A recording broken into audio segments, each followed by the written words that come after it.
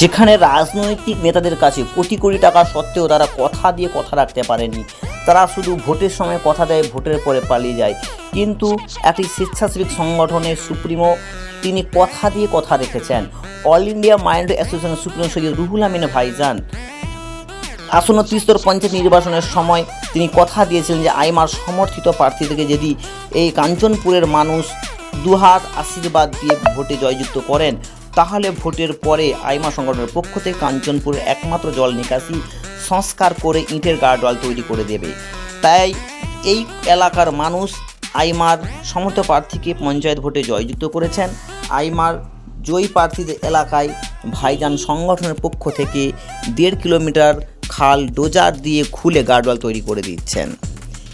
তাই আমি বলতে চাই, আমাদের এই সমাজে, এই দেশে এবং এই এলাকায় সার্বিক উন্নয়ন করতে গেলে, সার্বিক উন্নয়ন করতে গেলে সৈয়দ রুহুল আমিন ভাইজানের মতন একজন নেতা এবং একজন নেতৃত্বের প্রয়োজন রয়েছে।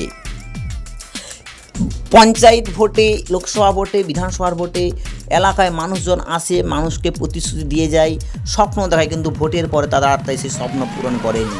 কিন্তু ভাইজান যেমন কথা দিয়েছিলেন তেমন কথা মতো কাজ করে দিয়েছেন। তাই যে সমস্ত এলাকার মানুষজন এখনও পর্যন্ত ভাইজানের সঙ্গে আসতে পারেননি, নিজের এলাকার সার্বিক উন্নয়ন চান, আমি বলছি আপনারা ভাইজানের মতো মানুষের হাত ধরুন, ভাইজান হাতকে শক্ত করুন এবং আপনার এলাকার সার্বিক উন্নয়ন করুন।